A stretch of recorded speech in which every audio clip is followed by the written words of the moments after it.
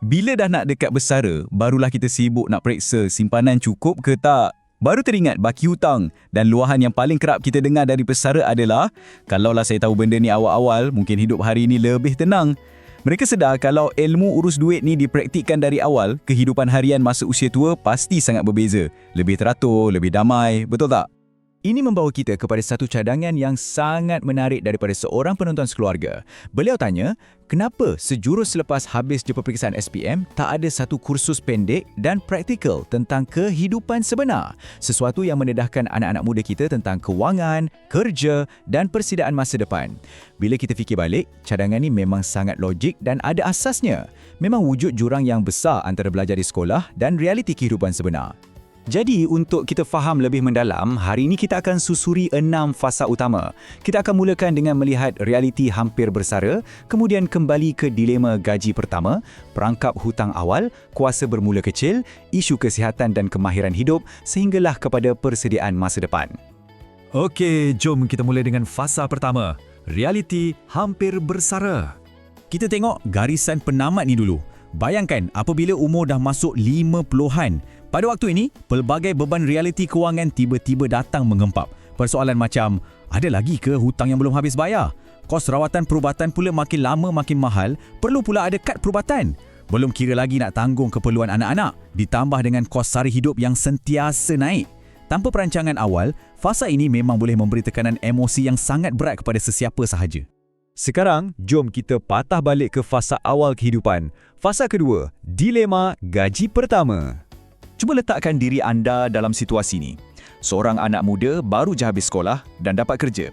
Dia pegang slip gaji pertama, jumlahnya RM1,800.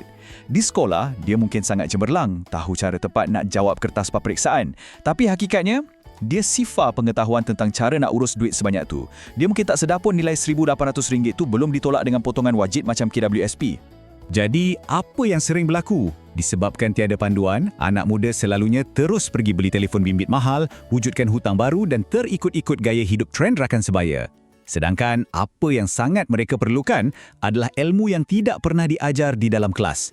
Nak kena simpan berapa peratus, berapa nak hulur pada ibu bapa, macam mana nak urus bajet bayar bil, bina dana kecemasan dan buat perancangan untuk masa depan. Ini yang mereka tak nampak. Ini adalah mesej yang paling penting untuk kita faham. Sebenarnya, gaji kecil bukanlah masalah terbesar kita.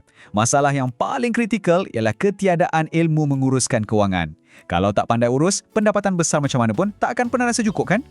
Dan kesan daripada kurangnya didikan kewangan ni akan bawa kita ke fasa kritikal yang ketiga, perangkap hutang awal. Terlalu ramai anak muda kita yang mengikat diri mereka dengan bebanan kewangan pada usia yang masih terlalu mentah.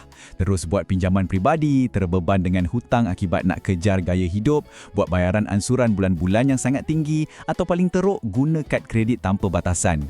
Hutang yang bertimbun dari awal ini bergerak perlahan-lahan macam bom jangka. Menjelang umur 40-an nanti, barulah mula terasa sesaknya tekanan hidup. Tapi ada jalan keluarnya dan ia sangat mudah. Kita masuk fasa keempat. Kuasa bermula kecil. Kunci untuk elak semua tekanan tadi bermula dengan simpanan asas.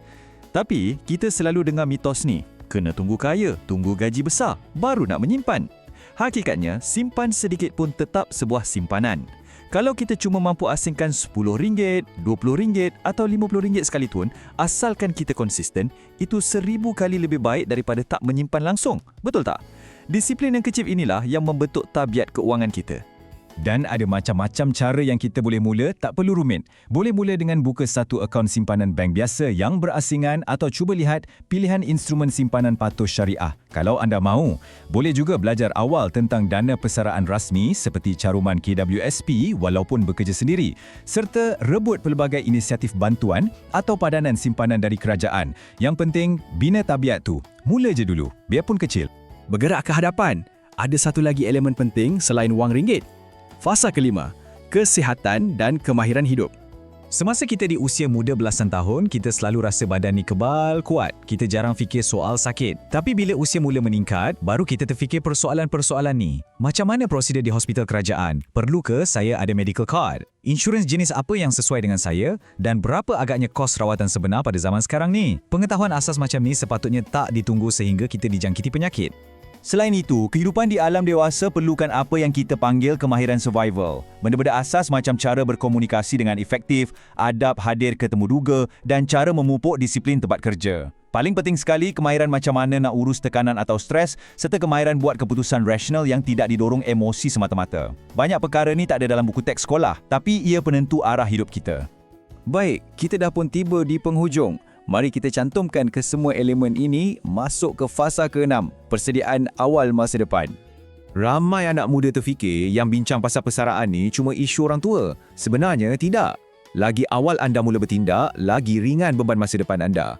Kalau anda mula bekerja dalam sektor kerajaan, fahamkan betul-betul macam mana struktur sistem pencen. Dan kalau anda berada di sektor swasta, cuba dalami cara pengiraan dan purata dividen sistem QWSP. Dan jika ada bajet lebih, belajar buat tambahan caruman secara sukarela. Cuba teliti garis masa ini. Ia satu cerminan yang tajam. Pada usia 20-an, kita selalunya berasa ia terlalu awal nak fikir pasal masa depan. Tetapi disebabkan kelalaian tu, bila masuk usia 40-an, ramai yang mula cemas dan tertekan kerana beban komitmen memuncak. Akhirnya, apabila tiba ke umur 60, bermulalah episod penyesalan mendalam terhadap perkara-perkara yang mereka abaikan sewaktu muda. Tidakkah perancangan awal boleh mengubah semua ini? Penerangan kita hari ini bukan nak menuding jari atau salahkan sesiapa. Sebaliknya, kita harap perkongsian ini dapat menjadikan generasi anak-anak kita lebih bersedia. Jadi, kami ingin tinggalkan satu soalan kepada anda. Adakah anda bersetuju bahawa ilmu literasi wang, kepentingan menabung dan kemahiran hidup sebenar patut diwajibkan untuk dipelajari sejurus anak-anak tamat SPM? Kami nak tahu pendapat anda. Tinggalkan di ruangan komennya. Sekeluarga sentiasa di sini bersama anda, membantu ke arah keputusan keuangan dan hidup yang lebih bijak. Terima kasih.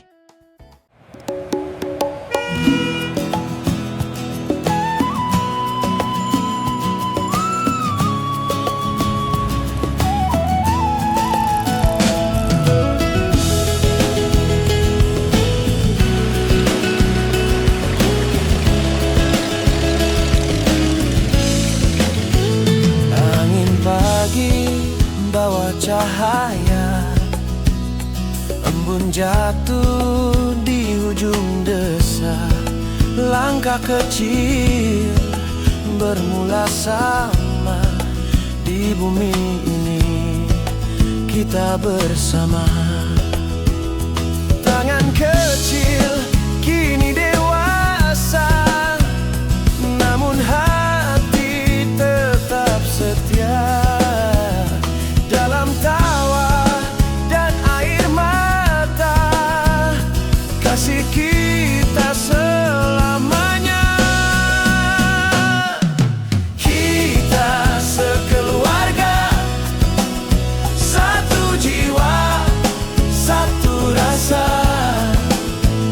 Di bawah langit yang sama, kita berdiri bersama. Kita sekeluarga.